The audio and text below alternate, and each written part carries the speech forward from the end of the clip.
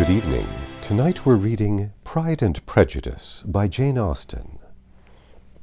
Chapter 40. Elizabeth's impatience to acquaint Jane with what had happened could no longer be overcome, and at length, resolving to suppress every particular in which her sister was concerned, and preparing her to be surprised, she related to her the next morning the chief of the scene between Mr. Darcy and herself. Miss Bennet's astonishment was soon lessened by the strong sisterly partiality which made any admiration of Elizabeth appear perfectly natural. And all surprise was shortly lost in other feelings. She was sorry that Mr. Darcy should have delivered his sentiments in a manner so little suited to recommend them, but still more was she grieved for the unhappiness which her sister's refusal must have given him. "His being so sure of succeeding was wrong," said she, "and certainly ought not to have appeared, but consider how much it must increase his disappointment." "Indeed," replied Elizabeth, "I am heartily sorry for him, but he has other feelings, which will probably soon drive away his regard for me. You do not blame me, however, for refusing him?" "Blame you? Oh, no." "But you blame me for having spoken so warmly of Wickham?" "No, I do not know that you were wrong in anything that you did, that you were wrong in saying what you did, but you will know it when I have told you what happened the very next day." She then spoke of the letter, repeating the whole of its contents as far as they concerned George Wickham. What a stroke this was for poor Jane, who would willingly have gone through the world without believing that so much wickedness existed in the whole race of mankind as there was here collected in one individual. Nor was Darcy's vindication, though grateful to her feelings, capable of consoling her for such a discovery. More earnestly did she labor to prove the probability of error, and seek to clear one without involving the other. "This will not do," said Elizabeth. "You never will be able to make both of them good for anything. Take your choice, but you must be satisfied with only one. There is but such a quantity of merit between them, just enough to make one good sort of man. And of late it has been shifting about pretty much. For my part, I'm inclined to believe it all Mr. Darcy's, but you shall do as you choose." It was some time, however, before a smile could be extorted from Jane. "I do not know when I have been more shocked, said she. "Wickham so very bad? It is almost past belief. And poor Mr. Darcy! Dear Lizzie, only consider what he must have suffered. Such a disappointment, and with the knowledge of your ill opinion too, and having to relate such a thing of his sister. It is really too distressing. I'm sure you must feel it so." "Oh no, my regret and compassion are all done away by seeing you so full of both. I know you will do him ample justice, that I am growing every moment more unconcerned and indifferent. Your profusion makes me saving, and if you lament over him much longer, my heart will be as light as a feather." "Poor Wickham! There is such an expression of goodness in his countenance, such an openness and gentleness in his manner. The certainty that some great mismanagement in education of those two, there certainly was some great mismanagement in the education of those two young men. One has got all the goodness, and the other all the appearance of it." "I never thought Mr. Darcy so deficient in the appearance of it as you used to do." "And yet I meant to be uncommonly clever in taking so decided a dislike to him without any reason. It is such a spur to one's genius, such an opening for wit, to have a dislike of that kind. One may be continually abusive without saying anything just, but one cannot always be laughing at a man without now and then stumbling on something witty." "Lizzie, when you first read that letter, I'm sure you could not treat the matter as you do now." "Indeed I could not. I was not uncomfortable enough. I am very uncomfortable, I may say unhappy, and with no one to speak to of what I felt, no Jane to comfort me and say that I had not been so very weak and vain and nonsensical as I knew I had. Oh, how I wanted you!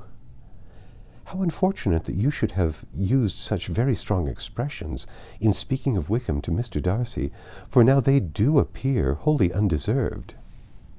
Certainly, but the misfortune of speaking with bitterness is a most natural consequence of the prejudices I had been encouraging. There is one point on which I want your advice. I want to be told whether I ought or ought not to make our acquaintances in general understand Wickham's character." Miss Bennet paused a little and then replied, "Surely there can be no occasion for exposing him so dreadfully. What is your own opinion?" "That it ought not to be attempted. Mr. Darcy has not authorized me to make his communication public. On the contrary, every particular relative to his sister was meant to be kept as much as possible to myself, and if I endeavor to undeceive people as to the rest of his conduct, who will believe me? The general prejudice against Mr. Darcy is so violent that it would be the death of half the good people in Meryton to attempt to place him in an amiable light. I am not equal to it. Wickham will soon be gone, and therefore it will not signify to anybody here what he really is.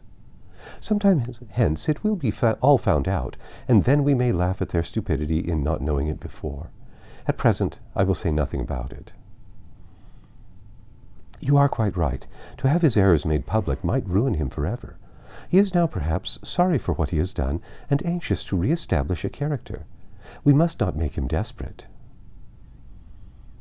The tumult of Elizabeth's mind was allayed by this conversation.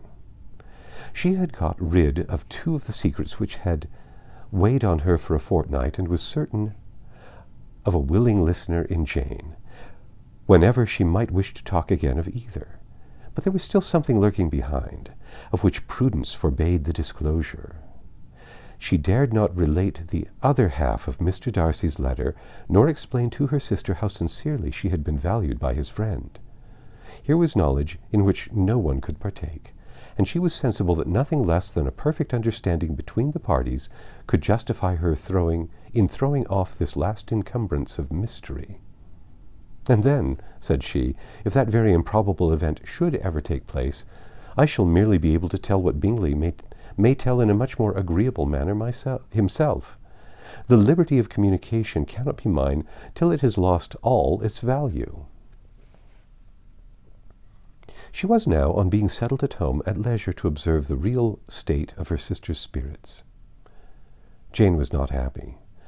She still cherished a very tender affection for Bingley, having never even fancied herself in love before her regard had all the warmth of first attachment, and, from her age and disposition, greater steadiness than first attachments often boast. And so fervently did she value his remembrance and prefer him to every other man, that all her good sense and all her attention to the feelings of her friends were requisite to check the indulgence of those regrets which must have been injurious to her own health and their tranquillity. "Well, Lizzie," said Mrs. Bennet one day, "what is your opinion now of this sad business of Jane's? For my part, I am determined never to speak of it again to anybody. I told my sister Phillips so the other day, but I cannot find out that Jane saw anything of him in London. Well, he is a very undeserving young man, and I do not suppose there's the least chance in the world of her ever getting him now. There is no talk of his coming to Netherfield again this summer, and I have inquired of everybody, too, who is likely to know. I do not believe that he will ever live at Netherfield any more. Oh, well, it is just as he chooses. Nobody wants him to come, though I shall always say that he used my daughter extremely ill, and if I was her, I would not have put up with it. Well, my comfort is, I'm sure Jane will die of a broken heart, and then he will be sorry for what he has done." But as Elizabeth could not receive comfort from any such expectation, she made no answer. "Well, Lizzie," continued her mother soon afterwards, "and so the Collinses live very comfortable, do they? Well, well, I only hope it will last. And what sort of table do they keep? Charlotte is an excellent manager, I dare say. If she is half as sharp as her mother, she is saving enough. There is nothing extravagant in their housekeeping, I dare say." "No, nothing at all. A great deal of good management, depend on it. Yes, yes, they will take care not to outrun their income. They will never be distressed for money. Well, much good may it do them, and so I suppose they often talk of having Longbourn when your father is dead. They look upon it as quite their own, I dare say, whenever that happens." It was a subject which they could not mention before me.